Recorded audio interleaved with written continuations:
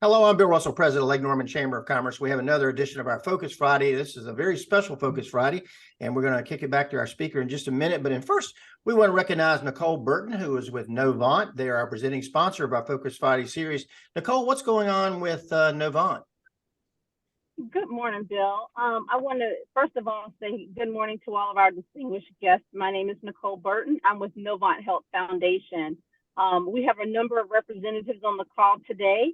This morning, Kathy Ames, our Senior Director of Hospital Operations at Huntersville Medical Center, and then Luke McDonald, our Novant Health Government Relations. Before we get started, Novant is honored to be able to sponsor the Lake Norman Chamber of Commerce Focus Friday this morning. And Speaker Moore, we are so appreciative and would like to thank you on behalf of Novant for your leadership and getting that Medicaid expansion passed this year. So thank you again on behalf of Novant Health. Here at Huntersville Medical Center, we're staying very busy providing remarkable care for those patients in the northern market. Our clinical staff is very thankful. We're not seeing a number of COVID patients coming in through the doors right now. And then also some of the staffing issues, Bill, that we had talked about earlier in the year. Our leadership staff is addressing those issues now, and we're actually seeing a positive trend regarding our staffing. So we are very hopeful that those trends will continue. And again, I want to thank Bill and also Jeff for allowing Novant Health to sponsor the Focus Friday, and looking forward to a great conversation today with Speaker Moore. Thank you, Nicole. Appreciate all the support of Novant. Jeff, we've got a fantastic speaker today. We have Speaker Moore on, and I don't want to take away from that. Everybody hold on. After the conclusion of his comments, though, we want to talk about the candidate forums that we have on. So, Jeff, we're going to kick it back to you. All right. Thanks, Bill. Thanks, Nicole, for all that you and your organization does for us. I'm a little biased on one respect because my daughter's mentor is one of the former presidents of the Huntersville Hospital, Tanya Blackman. So she's kind of near and dear to our family. Today we have the basically the honor and privilege of having the North Carolina Speaker of the House of Representatives with us, Tim Moore. Tim, we've got a lot to cover this morning, and you guys have been very busy all long session and just going back in and a lot of activity the last few days. So without further ado, and again, thank you for taking time on a Friday morning to meet with all the chamber members. I'm going to give you the floor, let you give us a little update, and then we'll turn this into a little bit of a conversation on a variety of issues, and we'll kind of go where the conversation flow takes us. So, Tim, the floor is yours. Well, thank you very much, Jeff. Good morning. It's good to see everyone. Good to be on the Zoom here. And it has been a very busy, this has been a busy one day of the week that the public saw, but a lot of busy weeks leading up until this past Wednesday on a number of items. As you know or may know, we did six veto overrides on Wednesday from bills ranging from gender modification surgery, protecting women athletes through the Fairness in Women's Sports Act, the legislation on building codes and making sure that regulations make sense and don't go too far. I mean, it's just a wide array of legislation that we dealt with. We also passed some very significant election integrity legislation that will make it easier in some ways to vote, but in other ways put some safeguards in there to ensure that deadlines are followed, that we have ballot security, really trying to address a lot of the concerns that are out there in the public to ensure that elections are fair and free, and that there's no issues with those. Also, something very important to this member is the implementation of the photo ID for voting, something that 60% of the people went to the polls in 2018 and voted to put in the state constitution. So I feel like we need to do what the people asked us to do in the Constitution. So that will be something that's implemented in legislation we passed as well. Passed some legislation on realigning some boards and commissions in terms of who makes those appointments. We'd actually made some appointments to some boards and commissions. I can tell you that our region of the state is very well represented everywhere from transportation board to the university boards, all of those. I felt it's very important that our region here in the Piedmont is well represented. For years and years, really, this area of kind of Mecklenburg County and West were not appropriately represented when it came to boards and commissions in the state. And one can look, for example, at some of the road funding, where we all kind of got left behind in a lot of ways in this part of the world. And so, of course, that's been made up for in a lot of ways in these last few years, but very important. So one thing I'll mention to everyone on this Zoom is, if there are ever boards or commissions that you're interested in serving on, because I know many of you are very much engaged in your community, very much engaged in public policy and what's happening. I do hope that's an option and something that you'll be looking at, because we do have a number of those appointments, and I think it's important that folks from our region are on these boards and commissions, because everything from economic development to infrastructure, you name it, having a seat at the table is very important. What's the saying? If you're not at the table, you might be on the menu. So it's a good idea to remember that. But as far as this legislative session, it's kind of an odd one in terms of the schedule. A traditional legislative session convenes in January and seeks to adjourn by usually the first or second week of July. This year, as the calendar shows, we are into August. A couple of unique matters that we've dealt with. We've had frankly some tough issues we've had to work through, and we have, but it's taken some time to get there. This budget has had a lot of opportunities because we have yet again a surplus, but we've also dealt with some tough issues in that, and just as was mentioned earlier on the Medicaid expansion and healthcare access. That's an issue that had been dealt with or not dealt with, as ones of you may be, for well over 15 years. And we finally found a common sense consensus way to look at expanding that, but at the same time not breaking the bank, to have cost certainty, to ensure that we had access from the urban areas to the rural areas to the suburbs, and at the same time to do so in a way that just makes sense. And that's why I think you saw everything come together this year. We had a bipartisan, multi-stakeholder approach involved for an expansion of Medicaid. So very proud of that, very pleased to see that. That is a key part that's in the budget. In terms of the budget, a great deal of capital infrastructure. We are a rapidly growing state. Of course, Mecklenburg, Iredell, our whole region around Lake Norman is right there, just red hot on growth. And so the challenges that we see in our region are the same others. We need housing, right? We need a place for people to live when they come to our community. We need to know we've got access to water, to wastewater treatment, that we have access to good roads, and we can get where we need to go. So it's all of those things combined, and they're challenges and they're things we have to deal with, but they're good challenges.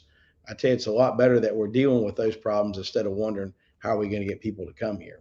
And a lot of other states that have not been as aggressive when it comes to business, when it comes to lowering taxes, reducing regulations, investing in ways to bring business to this state, are having these conversations. One only need to look. If you just drive around, it's real easy to spot license plates on I-77 because you usually stopped unless you're in the toll lane over there. So you can count the license plates and you can see, New Jersey, New York, Ohio.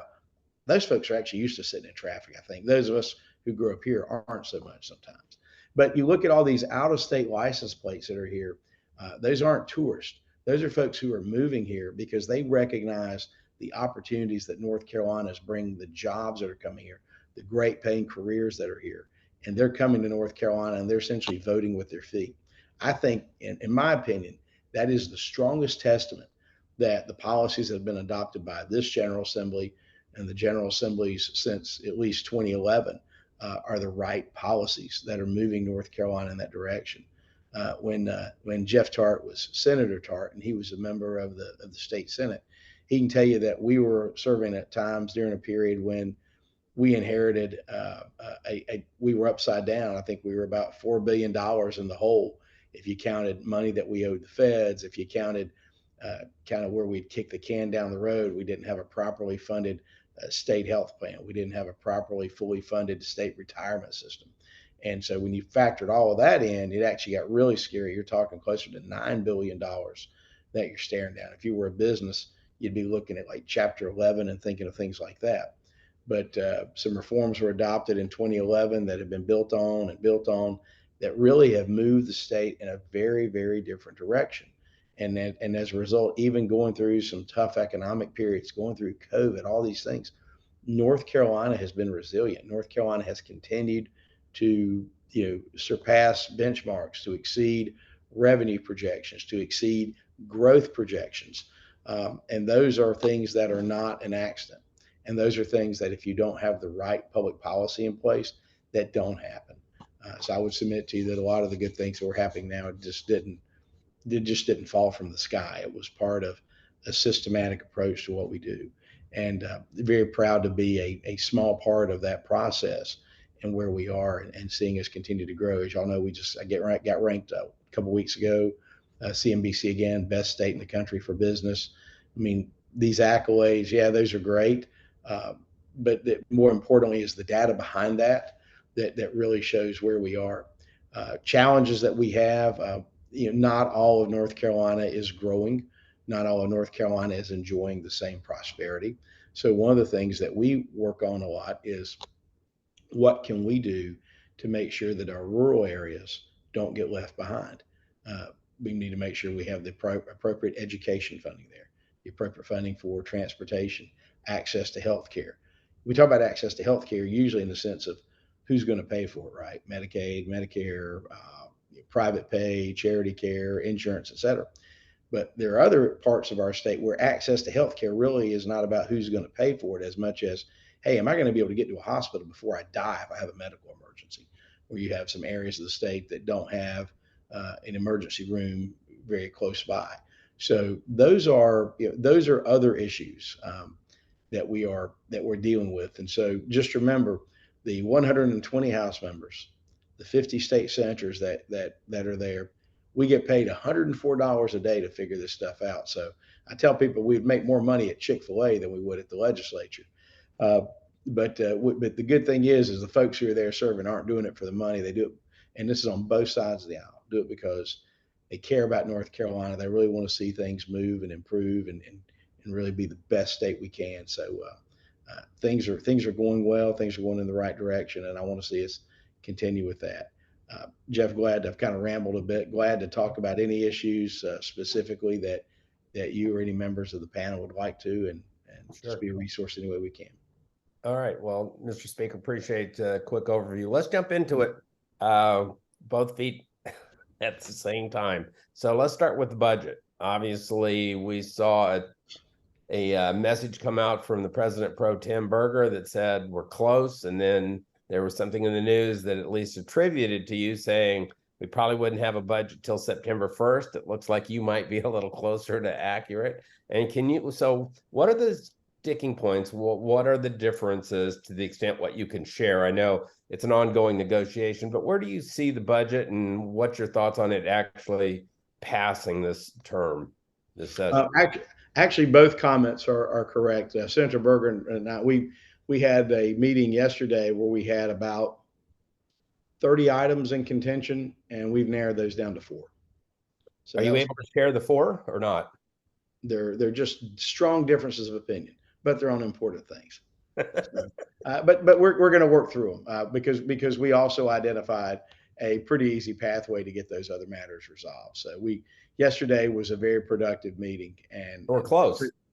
What's that? We're very close. We're close. So what I can tell you is this: the issues that will routinely keep a legislature in session where there's an impasse are things on like salaries and benefits. How much are you going to give in raises? That's done. That's settled. Other matters are how much are you going to spend on infrastructure? What are you going to put over here for say roads? What are you going to put over here for water and sewer grants? All that's been resolved. Well, those are big ones. Yeah, all the big ones are really resolved. We're really right down now to how are we spending a lot of the funds. There's a thing that North Carolina did that is very unique. Traditionally, the way North Carolina has funded capital and has been like with local governments where you go issue a bond, right? Well, bonds are great. They work well because you want to be able to leverage your debt capacity. But if you have a lot of money, it's no different than in your home or in your business. if you're, if you need a new roof and your new roof's going to cost $6,000 and you got $100,000 sitting in the bank, you're not going to go out, if you make sense and go pay more interest and borrow money to fix your roof. You're going to draw the $5,000 out of your bank account, fix the roof, and go on down the road. Well, what we've done is we've created this thing called the SCIF. It's the State Capital Infrastructure Fund, and we only set this thing up about, I don't know, 8 years ago. It was something that was done in my first term as speaker, and the notion was, okay, if we can create a fund where we dedicate X amount of revenue every year that comes in to go into this fund that's not touched, and that it's used to go toward capital projects. We did that, and as a result of that, what that fund has done is it has allowed it to grow. Somebody's trying to call. Let's be quiet. It has allowed it to grow in such a way that we can fund capital projects all around the state without incurring any debt. So what that means is 100% of the money that's coming in is going to pay for the cost of growth or the cost of construction, not going to pay interest. Now, the reason I explained that was that is a huge amount of money right now. And that is an amount of money that can be used for water and sewer grants, construction of capital facilities, both in local areas and for statewide initiatives. Well, it's so much money. Working through how to appropriate that, to spend that, to do it wisely has really been the one thing that has probably taken up most of the time at this point. Wow. So that's where we're working right now. Gotcha. And by the way, if President Biden calls back again, go ahead and grab it. We'll wait. He said he was calling you next. He said he's getting great ideas from you. Great. On the overall ceiling percentage, is that established and agreed upon for the budget? We're past that or not? Yes, spending number. We agreed to that several months ago. We've agreed on a tax package. So that's been done as well. So yeah, it's really at this point a matter of the spending. The Senate needed a little extra time to finalize a few things. So they were needing the extra time, but their request was reasonable. The House is probably ready to proceed. Senate's a little slower. We could proceed next week, but gotcha. And the other issue that's being discussed is the gaming. Right. That is the expansion of these entertainment districts that would involve casino gambling, as well as the video lottery terminals, which is a way to kind of update and modernize the state lottery. So those are matters that are being considered and being discussed. Sure. There's some discussion of including that in the state budget, but that still has to go through our caucus before we. So two things. You mentioned bonds. Just kind of a quick right turn, and we'll come right back. Are you familiar, and is there discussion, do you see the legislature involvement at all in Charlotte-Mecklenburg Schools' potential bond referendum for $2.5 billion? Does the state have any reaction to that, or? I mean, that's a local decision that the voters can go out and approve. So no, our statute allows local bond initiatives, and voters can decide. One thing that voters always need to be aware of, though, is that when you do initiate these bonds, is that it's great to understand that you're going to have the additional spending which you need, but there also is a cost to be paid for that. So voters just need to understand it could result in higher taxes down the road. Sure. Locally, but as long as everyone's informed, probably. But yeah.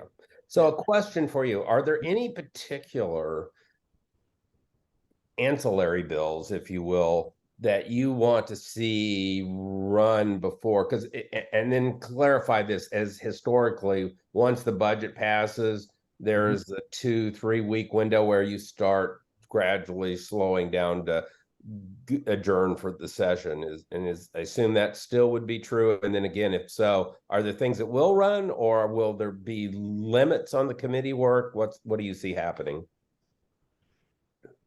A lot of those bills we've gotten done already. And so once we pass a budget, we may not have to be in much longer after that at all. We probably will need to stick around at least 10 days or so to ensure if there are any vetoes, because that 10-day thing that's a period that the governor has to veto bills within. So we'd want to make sure we were around to receive those, to come in and take up any overrides if necessary. we have a number of other boards and commissions bills that we're going to need to get done. We have the regulatory reform bill that is working its way through. Will it run, do you think, the reg reform bill? It will. Okay, that's an Yeah, important one. the negotiators are. I'm trying to keep all this straight. There's been a lot going on this week. The last report I got was that I think they're really close, but and I think they're going to be ready to move something. The elections bill was one that had been hanging out there that we needed to deal with. A lot of strong opinions on that one, and we came up with something I think that was very much consensus that made a lot of sense, and we passed that one on Wednesday as well. So procedurally, if I have this correct, the governor has 10 days after the chambers concur and pass the budget, and he can either sign it within that period, let it go through without his signature, and or veto it. Do you have any inclination, based on the current status of the budget with most of the big items done, whether the governor has a proclivity to sign it or at least let it go through this time? I think he will most likely sign the budget because he recognizes that if he does not do so, that there will be no Medicaid expansion. If he vetoes the budget and we are unable to override and we have to go through what's called a mini budget process, there will be zero Medicaid expansion. That issue will be dead. And so I think he understands that. And so I don't think he would veto the budget. Gotcha. And we've tried, and we've really, and I think this is important. We know there are certain things, red lines for the governor, things that he could just, could not sign, right? So we have a supermajority now. The Senate has a supermajority. We've taken those matters and we've run those in separate bills. He's vetoed and we've overridden and we move on. So we're, there's no poison pills, if you will, being put in the budget. The governor should be in a position to sign this budget. Nice. So the going to the next big topic that I want to touch on before we get away this morning is going to be redistricting and the activity of that committee. Now, will you won't go sine die, will you? Because at the end of this 2 or 3, you'll stay so the redistricting committee can continue work. Is that a fair? That's fair. And we actually won't go sine die until next year at the very, very end. You could get called back in. Oh, yeah. And that can be done by, who can call back? The governor, lieutenant governor, anybody else has the ability? Just the governor, and we can call ourselves in by a 3/5 petition, which we have. So if 3/5 of the members sign a request to be called into session, we can do that as well. But what we routinely do is we'll adjourn and then we'll put a date to reconvene. Sometimes it'll be just to generally reconvene. Other times it'll be to reconvene for a specific purpose. The schedule right now is that we will most likely vote on the budget the week of September the 10th. I think that's the kind of schedule that I'm seeing develop. Probably wrap up a lot of other bills that week. I may bring the House back in the week before to dispose of some other matters. I think the Senate's not in a position to come back until the week of September 10th. But we can get, the House can come in. We can come in when we want to. So we may come in the week before and dispose of some matters. So can you? I'm sorry. I was just going to say, can you give us a little look inside of what you see transpiring in the redistricting work? So we drastically change, stay like the last maps. You know how far along they are? Will they stay close to current districts? Well, I don't think there's been no predetermination made of what it's going to be. I can tell you that the maps that were imposed on the state at the congressional level will not be the maps that we adopt this year, without a doubt. Those maps are terrible, and so we're definitely going to redo those. There will be changes to the state house maps. There will be changes to the state Senate maps. There's a lot of stuff already out there in the public domain that talk about this, but we'll go through a process. The schedule is, we are going to start that process either the very end of September or more than likely the beginning of October. And so that will take a couple of weeks. My assumption is that we will have new districts in place by the second or third week of October. And then because filing starts in December and the primaries in March. Great. All right, so if we can jump back a little bit, because we started with an overview, can we kind of walk through the veto overrides? Because I'm not sure a lot of people understand or have had aspects since you just dealt with them yesterday.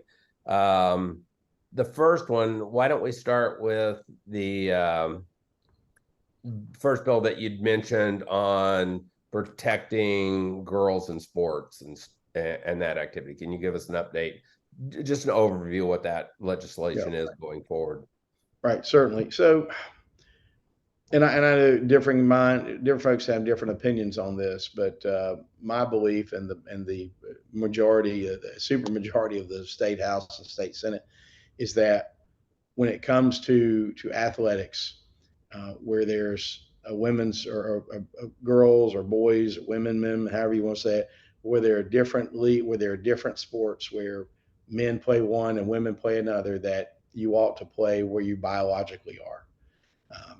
That if it's a man sport, then men ought to be in it, and if it's a women's sport, and we women. passed that now, so only biological men can compete against other biological men. Yeah, and I mean, and it was, and a lot of it's honestly a fairness issue. I mean, one of the things I had a great conversation with Sylvia Hatchett, who I mentioned earlier, was UNC women's basketball coach, and really a lot of folks who are in this recognize that this erosion of this, where men are being allowed to participate in women's sports, is one of the greatest threats to Title IX. It's one of the greatest threats to women's sports.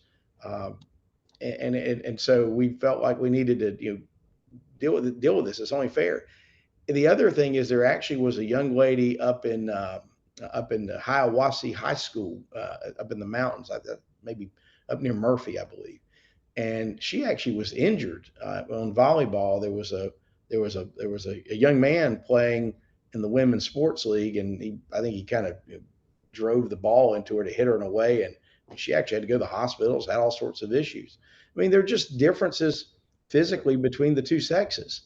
I think And I mean, Mr. Speaker, I think one of the things is I think everybody, generally speaking, and I'd say everybody metaphorically, I guess a little bit, but nobody wants to discriminate against transgender kids at all.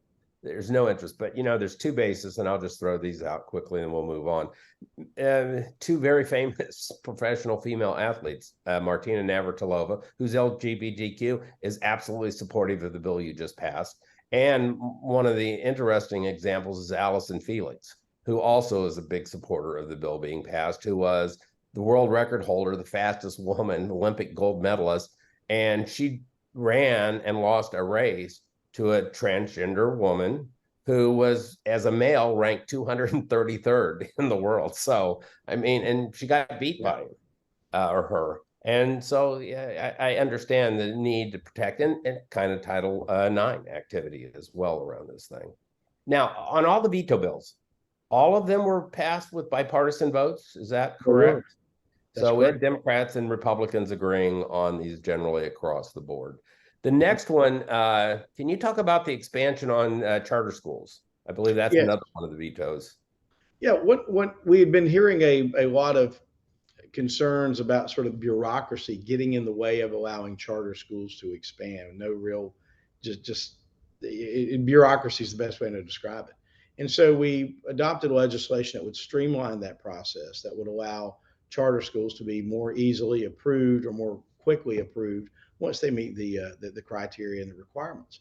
And that bill got bipartisan support, as I recall, when it passed, and then it got bipartisan support on the override.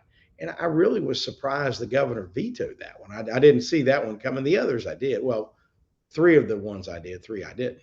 But I really was surprised he vetoed. I don't know why, but I mean, at the end of the day, we have some amazing, great public schools. Both of my boys are products of the public schools. I am.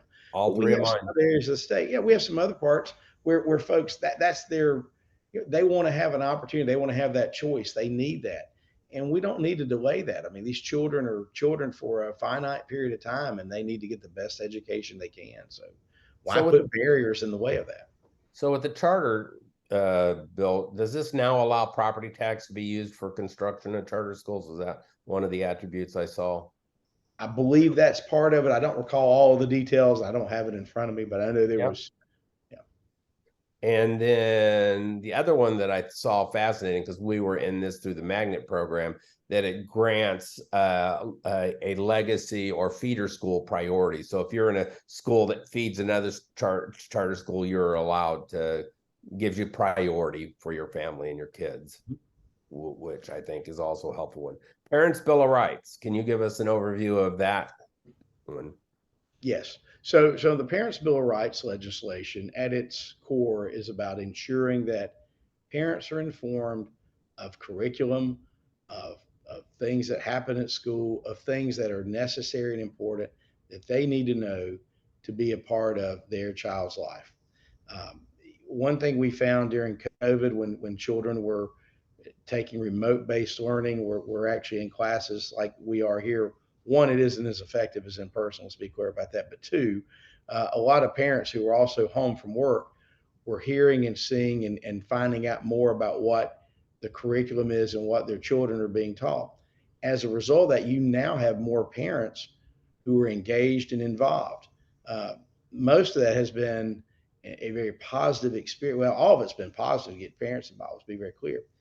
Most of the response was very positive in the sense of very appreciative of the dedication and work that that teachers put in to helping children learn. But also there was an opportunity for parents to say, wait a minute, why is something being done this way? Why is something being done that way? Why is this curriculum being taught to these students at this age, et cetera?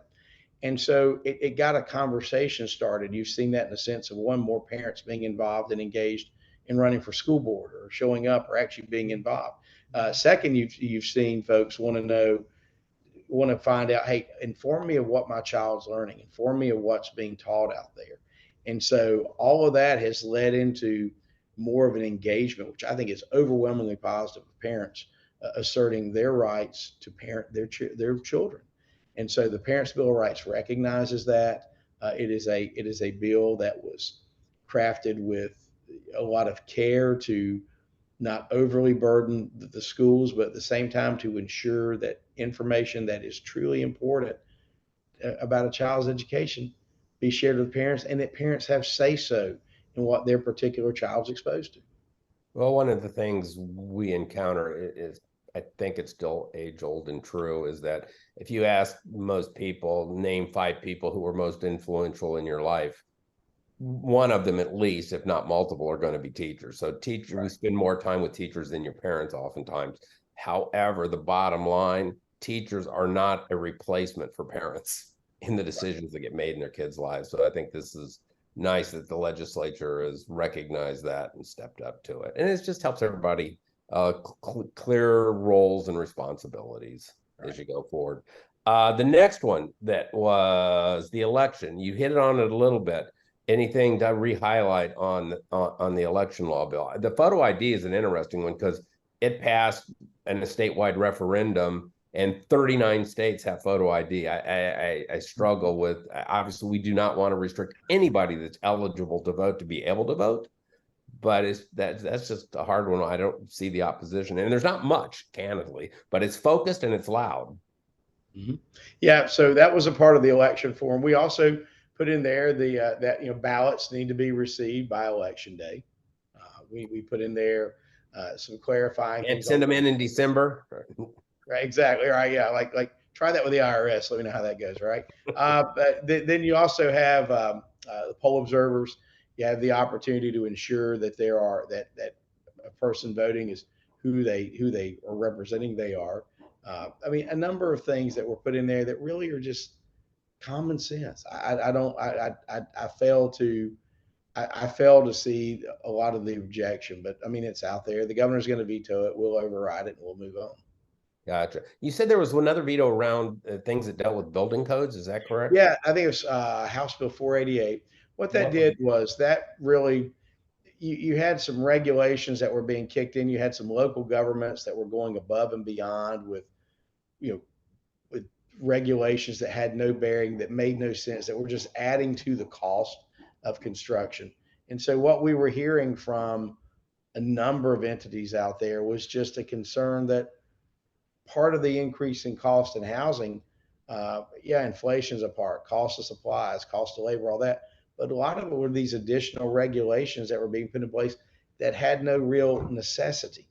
And so this legislation got rid of a lot of duplicative regulations, unnecessary ones, unnecessary costs. It was something that the Home Builders Association worked on. I think the Realtors Association was involved, the North Carolina Chamber, and it really makes a lot of sense. Again, the governor vetoed that one. We didn't see that one coming, and I think we had maybe, I don't know exactly, maybe even a dozen Democrats vote on an override on that. I know when the bill originally passed, it overwhelmingly passed. So, No. All right, 2 quick questions. And then before we get away, then I'll see if there's anybody in the audience that would like to ask a question. But the first one is, you've announced you're not going to seek the speakership again. So what's Tim Moore's aspirations, next career move step? What's in? Yeah, I haven't decided.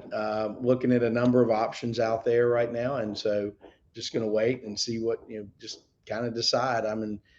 Right now I've been very, very focused on getting this budget done, getting this session wrapped up, getting the redistricting process resolved, and then moving into next year. I'm going to be involved in helping recruit good, strong candidates next year for the State House to make sure that we have a very strong slate. My intention, of course, will be to serve the balance of my term, which does not expire until December of next year. So I've got another, 17, 16 months on the job here, with a lot of work still to be done. And so we're gonna get it done. And you're still a licensed and practicing attorney in the state of North Carolina. Will you continue to practice law in some form as well? I will. I'm going to continue. Matter of fact, when I get off the Zoom today, I'm going to be headed over to my office and dealing with clients today to try to pay the bills. Okay. But no, still continue to practice law. Very much enjoy that. And so the last important question that I have, maybe the most important thing we're going to cover today. So what's your predictions for Drake May and the Tar Heels this season? We're going to go all the way. I like it. Drake, well, the May family, we go to church with Mark and Amy. So seeing the boys, it's always weird when you see a 6'11" family walk into the sanctuary and they're a foot taller than everyone else. There's some interesting conversations going on right now about, I've been getting asked about it. It's not really a legislative thing, but what's going to happen with realignment, what's, with NIL, everything, what, is the ACC, which of course has now moved to Charlotte. What's the future of the ACC? I mean, you got the SEC, you got Big Ten, you got all these other conferences out there that are that are kind of becoming the powerhouses. I think that college athletics for our region, and there may be some changes ahead in the years to come. It's amazing seeing the changes that are happening before our eyes with what's happening there at the collegiate level. Yeah, we get off on a whole nother topic. I mean, I saw the ACC kind of reject the Cal and Stanford wanting to join. Geographically, it makes no sense. Academically, it would. Sports-wise, it would. But strange stuff these days. Let me do this before we let you sneak away, Mr. Speaker. Is there anybody that has a question? And I don't know if we need to take them off mute or... Okay, I think we've covered it all then today. Mr. Speaker, as always, it is, again, an honor, a privilege. As I've told you before, North Carolina has been blessed to have you serve us. I know you will continue in your servant leadership that you do for this great state in some capacity going forward. As you said, you still got a pretty good run of time left to affect great things as you've done over your entire tenure of service to the state of North Carolina, and we appreciate you immensely. Well, thank you. I appreciate the opportunity to be with you this morning, and you guys keep doing the great things at Lake Norman. Matter of fact, I think I'm going to be on the lake on Sunday, so may see you around. All right. Good, Bill. I'm going to give you the floor Well, back. Mr. Speaker, before you get out of here, I wish you the best of luck clearing the ACC and playing in the championship, but you're going to have a hard time on September 2nd. I don't know if you're going to come down here to Charlotte or not, but you're going to the Gamecocks will give you a run, buddy. Well, I mean, I'm glad that we're able to let them come up and play a little bit. I don't know. I'm not going to talk too much smack. That could really go south pretty badly. So I'm going to be pulling hard for my heels, but I'm a realist. Well, I'm going to be pulling hard for you in the championship so you can get rid of the Tigers. How about that? Hey, we can agree on that for sure. Thank you for what you're doing in Raleigh. Thanks, y'all. Appreciate you. Thank you, Mr. Speaker. Jeff, I wanted to touch on our candidate forums. As you know, we've got a huge field of folks who are running for office. Here in Cornelius, we have 2 people running for mayor, 10 for the town board. We set a candidate forum that's going to take place at Town Hall on Thursday, October 12th. And then in Huntersville, excuse me, we're going to have 2 candidate forums because we have such a wild field. We have 3 people running for mayor, and 16 cleared the field a little bit, brought it down from 17 to 16. But we're going to have 2 forums, one on the 17th and one on the 19th. What we're going to do on the 17th is have the 3 mayoral candidates and possibly 5 commissioners, and then the balance of the commissioners on the 19th. Justin Kazepis, who is the general manager and owner of WSIC, is going to be our MC of those 2 events. And then we're probably going to schedule a meet and greet, since we have 1 person running for mayor and 5 people running for 5 board seats in Davidson. So that election's pretty much done, but we'll have a meet and greet, and most likely at the Davidson Village Inn. I know we had Mayor Bales on the line. Probably what we're going to do is go to Town Hall, and between one of the meetings, we'll actually draw names out of the hat for what commissioners would be on the Tuesday and what would be on the Thursday, so that there's absolutely no bias or any kind of favoritism to any candidate. So I don't know where the incumbents will fall in that, or it's a nonpartisan race, but where Democrats, Republicans, or unaffiliated will fall in that, but it'll be randomly drawn. But we have those events coming up in terms of the candidate forum. So lots of interesting things happening. And Jeff, today, at the conclusion of this, we're running off for a ribbon cutting at 10 o'clock at Monkey's at Burkdale. So we've got a new business opening up, and the expo is in front of us. We've got that coming up on Tuesday, October 10th. And so lots of things happening at the Chamber of Commerce. And the next set of Focus Fridays, just for everybody, the next month, we will have Attorney General Josh Stein with us, who's likely to be the Democratic nominee for governor. Will be with us. The following month in October, we'll have Congressman Dan Bishop, who has announced he is going to run for North Carolina Attorney General. And then in November, we have U.S. Senator Ted Budd with us. So that's our next 3 for the balance of the year.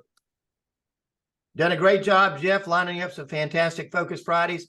We don't have a Focus Friday in December. We kind of let that go. We're going to be having a special Focus Friday sometime in September that is going to be focused on the school bond. So it will not be one of our 3rd Friday Zoom meetings, but we are going to have a representative from Charlotte-Mecklenburg Schools talking about the bond package. That's going to be very important. North Mecklenburg is going to be impacted in this. It looks like we're going to get a new high school to maybe replace the North Mecklenburg High School, but a new high school for the North. Cornelius Elementary, going to get a new elementary school, and then some improvements to Huntersville. So we're going to have an event on that. It will be a virtual, excuse me, a virtual discussion. And then it will come before our board of directors, most likely in September, for the chamber to weigh in on it. So Jeff and I will be setting that date and getting that out to everybody so that we can be informed on an issue. Thank you, everybody, for joining us today.